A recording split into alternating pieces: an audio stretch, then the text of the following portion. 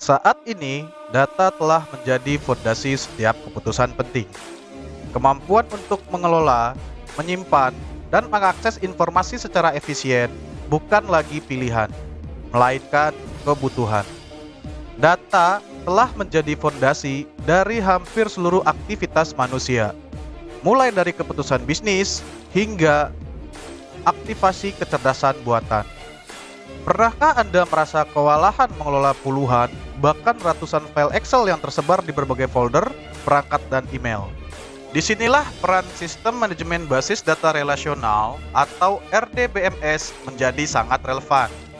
RDBMS hadir bukan hanya untuk menyimpan data, tetapi juga untuk menata, menghubungkan, dan menjadikan data sebagai aset yang benar-benar dapat diandalkan dan digunakan kembali saat dibutuhkan. Konsep pengolahan basis data telah berkembang sejak dekade 1960-an. Dimulai dengan model hierarkis dengan model jaringan. Contoh dari model ini adalah IBM IMS yang dirilis pada tahun 1966. IBM IMS menjadi pelopor dalam menyimpan data secara elektronik. Namun, ada keterbatasan pada model tersebut, khususnya di dalam hal fleksibilitas dan relasi data yang kurang efisien. Pada tahun 1970, terobosan besar lahir dari seorang ilmuwan komputer yang bernama Edgar F. Cote yang memperkenalkan model relasional melalui makalah ilmiahnya yang revolusioner. Cote menyarankan agar data dikelola dalam bentuk tabel yang saling berelasi dan dapat diakses melalui prinsip-prinsip matematika logis. Model relasional yang dikembangkan oleh Cote didasarkan pada teori himpunan dan logika predikat. Inilah yang memungkinkan RDBMS untuk menjadi sistem yang efisien dan memiliki dasar ilmiah yang kuat.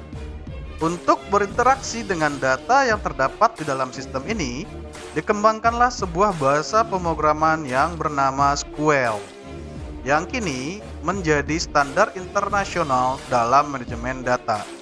Dengan SQL, pengguna dapat dengan mudah menuliskan perintah untuk mencari, menambahkan, memperbaharui, dan menghapus data.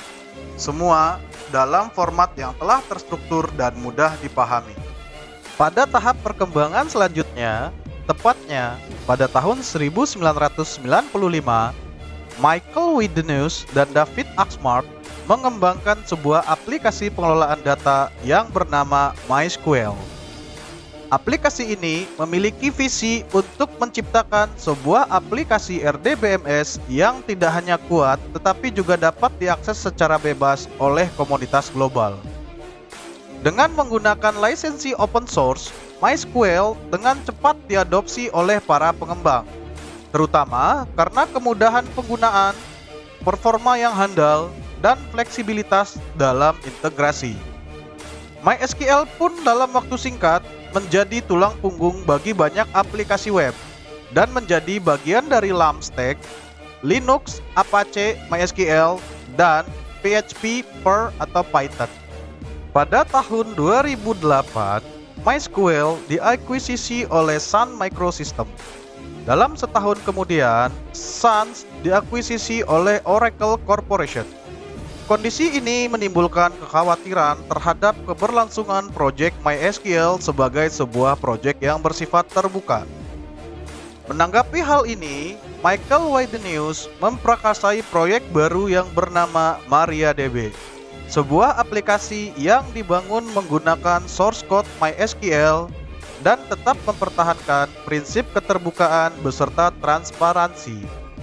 Namun demikian, MySQL tetap bertahan sebagai salah satu sistem manajemen basis data yang paling banyak digunakan di dunia, serta didukung oleh komunitas serta perusahaan teknologi besar. Dengan tingkat kepopuleran yang tinggi, MySQL digunakan di dalam berbagai sistem, mulai dari blog pribadi hingga layanan e-commerce multinasional. Platform terkenal seperti WordPress, Drupal, hingga Magento menggantungkan sistem database-nya kepada MySQL.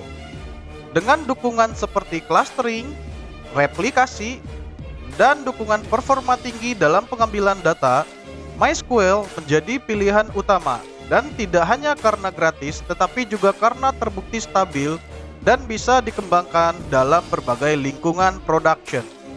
Di tengah meningkatnya volume dan kompleksitas data, RDBMS hadir sebagai solusi yang unggul.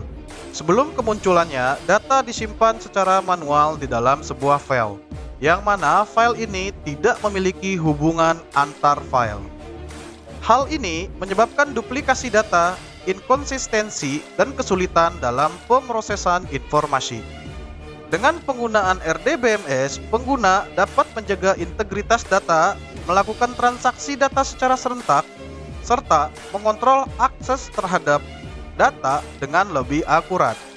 Sistem ini juga menerapkan prinsip ACID, yang mana dikenal dengan Atomicity, Consistency, Isolation, and Durability, untuk memastikan setiap transaksi data berjalan dengan aman dan dapat diandalkan.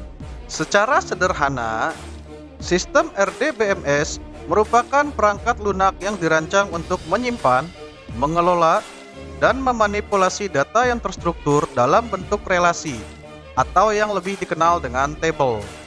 Setiap table terdiri atas baris dan kolom, di mana baris merepresentasikan record dan kolom merepresentasikan atribut. Hubungan antar table diatur dengan presisi melalui konsep primary key and foreign keys, menjadikan RDBMS sebagai sistem yang tidak hanya efisien, tetapi juga konsisten dan logis dalam menyimpan informasi. RDBMS memiliki keunggulan yang sulit ditandingi oleh sistem lainnya. Kemampuan untuk menjaga integritas data melalui constraint, indexing untuk efisiensi pencarian, hingga pemisahan logika akses data melalui view.